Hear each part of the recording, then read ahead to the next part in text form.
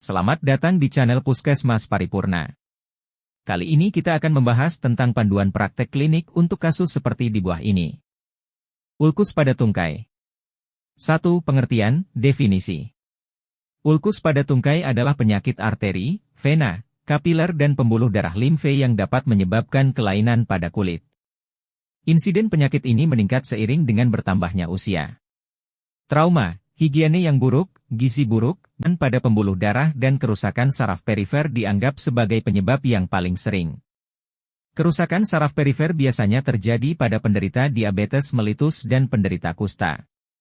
Hipertensi juga dikaitkan sebagai salah satu penyebab rusaknya pembuluh darah. Pembagian ulkus kluris dibagi ke dalam 4 golongan yaitu, ulkus tropicum, ulkus varikosus, ulkus arterial dan ulkus neurotrofik.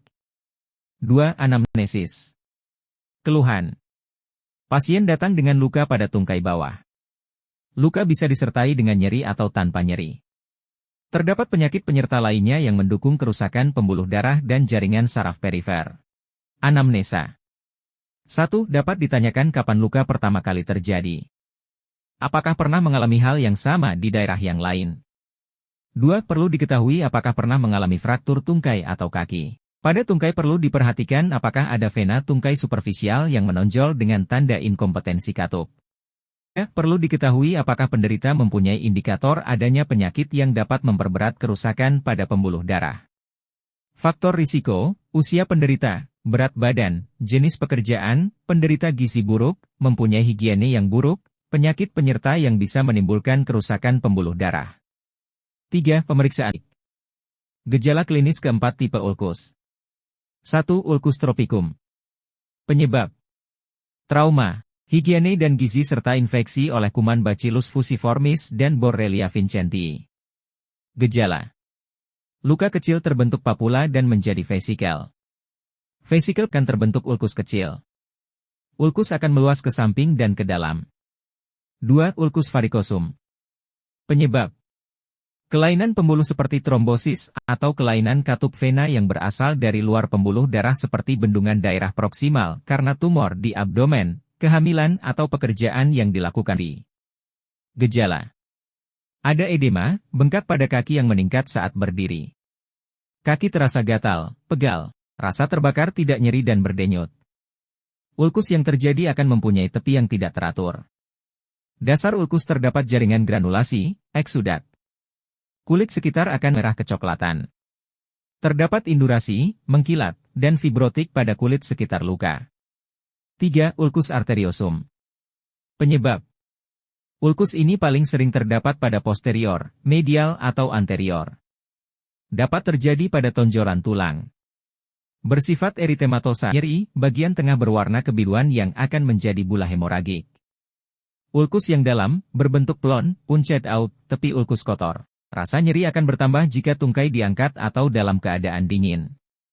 Denyut nadi pada dorsum pedis akan melemah atau sama sekali tidak ada. Gejala. Ulkus paling sering terdapat pada posterior, medial atau anterior. Dapat terjadi pada tonjolan tulang. Bersifat eritematosa, nyeri, bagian tengah berwarna kebiruan yang akan menjadi bula hemoragik. Ulkus yang dalam, berbentuk plon, punched out, tepi ulkus kotor. Rasa nyeri akan bertambah jika diangkat atau dalam keadaan dingin. Denyut nadi pada dorsum pedis akan melemah atau sama sekali tidak ada. 4. Ulkus neurotrofik. Penyebab. Terjadi karena tekanan atau trauma pada kulit yang anestetik. Gejala. Pada tempat yang paling kuat menerima tekanan yaitu di tumit tatarsal. Bersifat tunggal atau multiple. Ulkus bulat, tidak nyeri dan berisi jaringan nekrotik. Dapat mencapai subkutis dan membentuk sinus. Bisa mencapai tulang dan menimbulkan infeksi sekunder. 4. Pemeriksaan penunjang. 1. Pemeriksaan darah lengkap. Urinalisa. 3. Pemeriksaan kadar gula dan kolesterol. 4. Biakan kuman. 5. Kriteria diagnosis.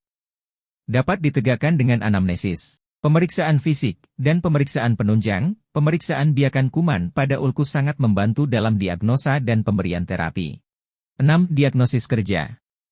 Ulkus pada tungkai. 7. Diagnosis banding. Keadaan dan bentuk luka dari keempat jenis ulkus ini sulit dibedakan pada stadium lanjut. Pada ulkus tropicum yang kronis dapat menyerupai ulkus varicosum atau ulkus arteriosum. 8. Penata laksanaan. 1. Non-medikamentosa. A. Perbaiki keadaan gizi dengan makanan yang mengandung kalori dan protein tinggi, serta vitamin dan mineral. B. Hindari suhu yang dingin. C. Hindari rokok. D. Menjaga berat badan. E. Jangan berdiri terlalu lama dalam melakukan pekerjaan. 2. Medikamentosa. Pengobatan yang akan dilakukan disesuaikan dengan tipe dari ulkus tersebut. A. Pada ulkus varicosum lakukan terapi dengan meninggikan letak tungkai saat berbaring untuk mengurangi hambatan aliran pada vena, sementara untuk varises yang terletak di proksimal dari ulkus diberi bebat elastin agar dapat membantu otot tungkai bawah memompa darah ke jantung. B. Pada ulkus arteriosum, pengobatan untuk penyebabnya dilakukan konsul ke bagian bedah.